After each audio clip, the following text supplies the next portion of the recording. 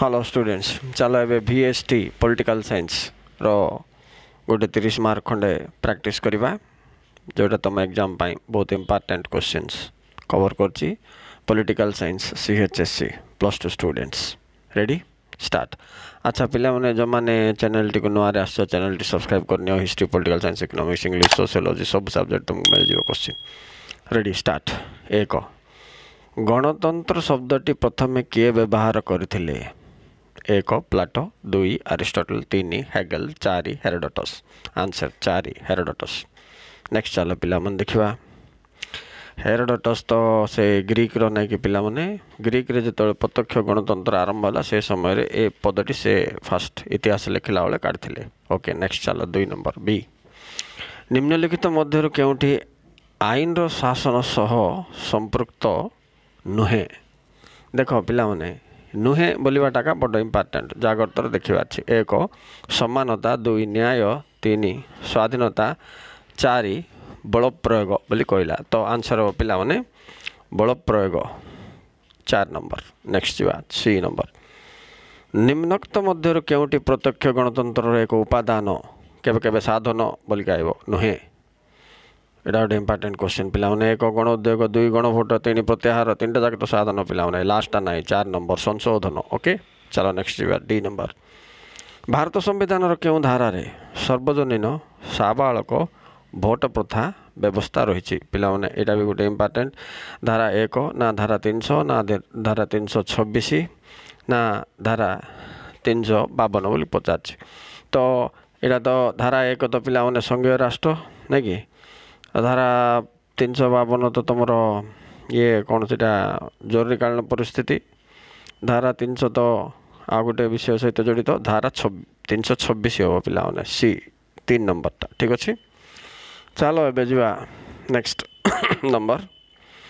भारतर केउ नीति जोगु नारी माने द्वितीय श्रेणी नागरिक भावे विवेचित हुवंती? एटा श्योर पड़ो पिला परीक्षा रे।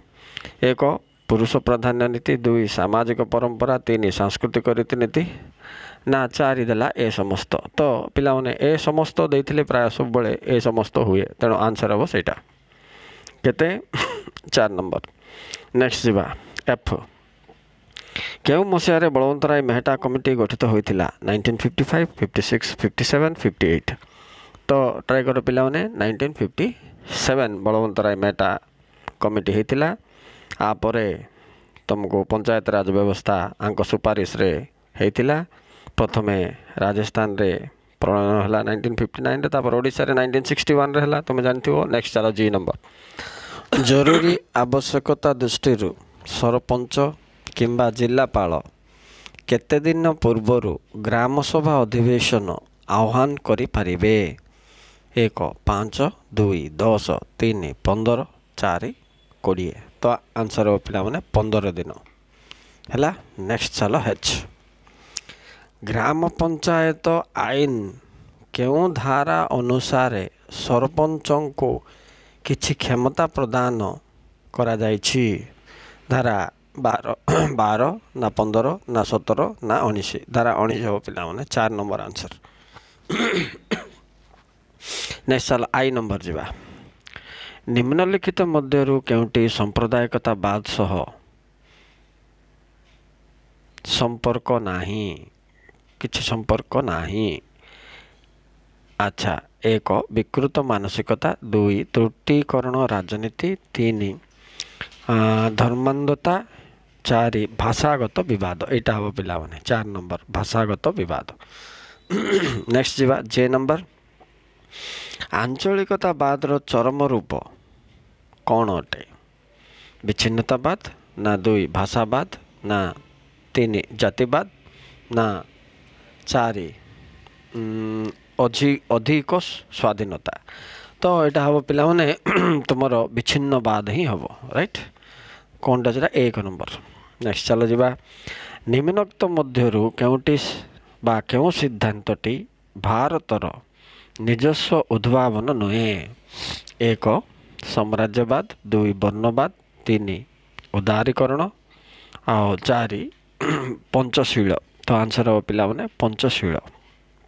नेक्स्ट चलो पंचशील तुम जान पिलाने भारत आ चीन मध्य रही सीटा नेक्स्ट 1954 एल नंबरटा 1954 मसीह भारत तिब्बत समस्या पिलाने ना कौन समस्या उपरे केउ राष्ट्र सह एक चुक्ति स्वाक्षर करथिला एटा तिब्बत समस्या हबो पिला माने स्पेलिंग भूल अछि बोधे एटा हबो आंसर इंग्लैंड हबो ना अमेरिका हबो ना रशिया हबो ना चीन हबो चीन सहित पिला माने चीन सहित तुमर तिब्बत समस्या को लेकर चुक्ति हेतिला नेक्स्ट जीवा एम नंबर 1965 मसीहा भारत पाकिस्तान युद्ध बेले का मध्यस्थतारे 1965 जून 30 तारीख दिन युद्ध विरति चुक्ति होइथिला अच्छा एक रिचर्ड निक्सन ना विल्सन ना चार्ल्स ना 4 नंबर जॉर्ज बुश बोली पचारिबो तो आंसर हो पिला माने एम रो विल्सन राइट तापर तुमर एटा कोन टास्कांडा चुक्ति हेतिला तापर युद्ध विरति हला भारत पाकिस्तान मध्य मन रखतो एटा विल्सन नाटा तापर जीवा एन नंबर इंपोर्टेंट पिला माने अस्त्र शस्त्र नियंत्रण पाई हेग शक्ति सम्मेलनी केउ मसीहारे अनुष्ठित होइतिला 1894 1896 1899 1900 तो आंसर हो पिला माने 1899 नेक्स्ट जीवा एन पर एम ओ नंबर निम्नलिखित मध्यरु केउ राष्ट्र आणविक कार्यक्रम रे भाग नहीं नाई एटा गोटे इंपोर्टेंट क्वेश्चन पिला माने एक चीन 2 इंग्लैंड 3 फ्रांस 4 बेल्जियम पिला माने आंसर बेल्जियम हो 4 नंबर ओवर नेक्स्ट चलो पिला 15टा डैश पिला 25टा देखिबा 2 number 15 mark question A B C D हिसाब रो ए डैश रो मुख्य आधार गुड़िक हेला आईन स्वतंत्रता समानता न्याय और भातृभाव भाव तो डैश रे पिला माने गणतंत्र लिखिबो बी नंबर परोक्ष गणतंत्र रो अन्य नाम डैश गणतंत्र प्रतिनिधिमूलक गणतंत्र नेक्स्ट सी नंबर केउ राष्ट्र रे दुईटी स्वीकृति प्राप्त राजनैतिक दल शासन काल रे अंशधारी होइथांती ताकू दुई दलीय व्यवस्था कहा जाए से पचार केते दलीय व्यवस्था 2 दलीय व्यवस्था नेक्स्ट जीवा डी नंबर 1919 मसीहा अक्टोबर 11 तारीख रे शासन कार्य आरंभ करुथिबा सफल मेंट सरकार रो नेतृत्व नेथिले डैश के नेथिले बोली पचार अटल बिहारी वाजपेयी थिले से समय रे पिला माने तो मन अछि से समय कारगिल युद्ध होइतला 1999 रे नेकी लाहौर डिक्लेरेशन होइतला नेक्स्ट ई नंबर जीवा युग्म तालिका अंतर्भुक्त कौनसी विषय रे आईन प्रणयन क्षेत्र रे विवाद उपजिले डैश आईन बलवत्तर रहइबो बोले केंद्र आईन पिला माने धारा 251 तुम जानिथिबो अनुसार नेक्स्ट एफ नंबर संविधान रो डैश धारा अनुसार राज्यसभा रे 2 सदस्य तृतीयांश सदस्य समर्थन रे गृहीत प्रस्ताव क्रमे संसद राज्य तालिकार कौन सी विषय रे आईन प्रस्तुत करि पारिबो धारा 249 पिला माने नेक्स्ट चलो जीवा जी नंबर ग्राम पंचायत 3 स्तरीय पंचायत राज रे डैश स्तर अटे बोले निम्न स्तर अटे नहीं कि सर्वनिम्न स्तर बोले तुम लिखिबो पिला माने नेक्स्ट चलो देखिबा द्वितीय विश्व युद्ध पर प्रथमे डैश 1949 मसीह रे परमाणु बम परीक्षा करिथिला बोले कि से पचारिबो पिला माने तो रूसिया हबो आंसर रूसिया ही प्रथमे टेस्ट करथिला परमाणु बम नेक्स्ट धर्मनिरपेक्षतावाद शब्दटी प्रथमे डैश व्यवहार करथिले एटा इंपोर्टेंट क्वेश्चन पिला माने लॉर्ड जाकब होलियोक बोल के जणे थिले सी ये पदटा धर्मनिरपेक्ष पद प्रथमे प्रयोग करथिले ए क्वेश्चनटा बहुत इंपोर्टेंट नेक्स्ट जीवा ଡେସ୍ ମସିହା ଯେ ନମ୍ବରଟା ପିଲାମାନେ ଡେସ୍ ମସିହାରୁ ଭାରତର ରାଜ୍ୟ ସଂଖ୍ୟା ବୃଦ୍ଧି ପାଇ 29 ହେଲା। ଏଇଟା ବି ଇମ୍ପୋର୍ଟାଣ୍ଟ ପିଲାମାନେ 2014 ମସିହାରେ ତେଲେଙ୍ଗାନା ଯେତେବେଳେ ସୃଷ୍ଟି ହେଲା ନୂଆ ରାଜ୍ୟ ଗୋଟେ 29ଟି ରାଜ୍ୟ ହେଲା। ନେକ୍ସଟ ଯିବା କେ ନମ୍ବର ଭାରତ ସମ୍ବିଧାନର 15 ସେକ୍ସନ୍ 4 ଧାରା ଡେସ୍କୁ ସ୍ୱୀକୃତି ଦେଇଥାଏ ବୋଲି ସେ ପଚାରୁଛି।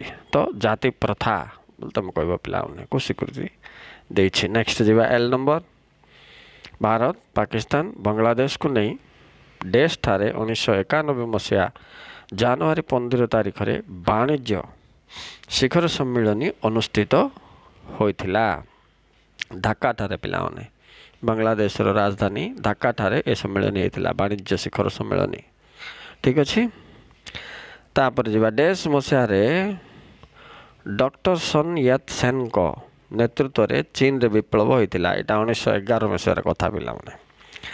ନେକ୍ସଟ 1945 ମସିହା ଅଗଷ୍ଟ 8 ତାରିଖ ଦିନ ଜାପାନର ଡେସ୍ ସହରରେ ଆମେରିକା ପରମାଣୁ ବମ୍ ପକାଇଥିଲା ପିଲାମାନେ ହିରୋସୀମା। ଆଉ 9 ତାରିଖରେ ପକାଇଥିଲା ତୁମର ନାଗାସାକି ଠାରେ। ଠିକ୍ ଅଛି ପିଲାମାନେ। ଆର ଏକ୍ଜାକ୍ଟ ଡେଟ୍ ତ 6 ତାରିଖ 9 ତାରିଖ ହେବା କଥା ଇଏ ଲେଖିଛି 8 ତାରିଖ ବୋଲିକି।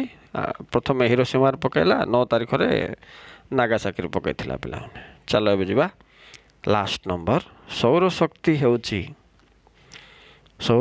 ହେଉଛି ଏକ ଡେସ୍ ଯୋଗ୍ୟ ପ୍ରାକୃତିକ ସମ୍ପଦ। ଇଏ ଗୋଟେ ଇମ୍ପୋର୍ଟାଣ୍ଟ